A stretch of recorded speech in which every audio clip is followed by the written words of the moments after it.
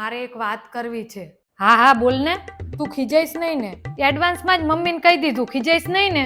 એનો મતલબ કે તું કંઈક નવું નાટક કરીશ. શું થયું બોલ? મારે ટેટુ કરાવવું છે. ટેટુ? તારા હાથ ઉપર? ટટુ? ટટુ નહીં બા, ટેટુ. ઈ શું હોય?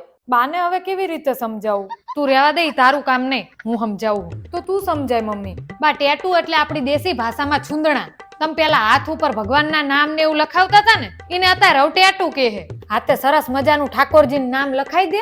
એવું નહીં બા, મારી ઈચ્છા તો રેનબો કરાવવાની છે. લે, બો કોણ કરાવે? બો તો માથામાં નાખવાની હોય. એ આંધળે બેરું કૂટાણું. બો નહીં બા, રેનબો કહું છું. તું શાંતિ રાખ. પણ બા જો ને. બાઈ બો નહીં, રેનબો એવું કહે. રેનબો એટલે મેઘધનુષ. હા તો એમ બોલ ને. ચાંદની બો બો કરી રહી હું. અને તને ટેટુ નું ભૂત ક્યાંથી વર્ગું ઈ કે ને? મારી બધી ફ્રેન્ડ્સ કરાવવાની છે. વાત કરવાનું હોય ને એમાં કરાય. બધી વાતમાં બીજાના વાત ન કરાય. તારી ઓલી બેનપણી શું નામ હે એનું? ક્રિયા. હા એને પેલો નંબર આવ્યો તો ઈ કેમ વાત ના કર્યો?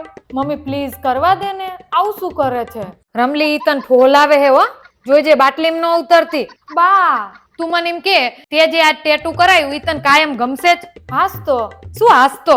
મહિના પહેલા લીધેલા કપડાની ડિઝાઇન તને જૂની લાગે છે અને ટેટુ કાયમ ગમશે? ઈને તો ફટ લઈને ફેશન જતી જ રહે ને. એમાં એવું ના હોય. તો કેવું હોય? જો હું અત્યારે જે ટેટુ કરાવું ને એ 2-5 વર્ષ પછી મને ના ગમે ને તો એ રિમૂવ પણ કરી શકાય. હે?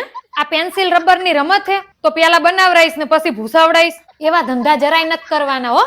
Mummy please. રમલી હા ના પાડતી કહી દઉં તને. એવા ટેટુ ન કરાવાય, જરાય હારા ન લાગે. જો હા પાડીશ તો બા બગડશે અને ના પાડીશ તો રાગી. કરું તો શું કરું? કરાવવા દે ને પ્લીઝ. જો તાર ટેટુ કરાવવું હોય ને તો કરાવજે, પણ મહેરબાની કરીને કઈક સારી ડિઝાઇન કરાવજે. થેન્ક યુ મમ્મી. ઊભી રે, હજુ મારી વાત પૂરી નથી થઈ. ટેટુ કરાવવાની પરમિશન હજુ મેં આપી છે. રાતે તાર પપ્પા આવે ને એટલે એકવાર એમને પૂછી લેજે. ઈ હા પાડે તો ટેટુ કરાવજે. આવા દે માર ગોપલાને. રાગી પેલા ગોપલા પાસે હું ન પહોંચી જાઉં ને તો કહેવાનું.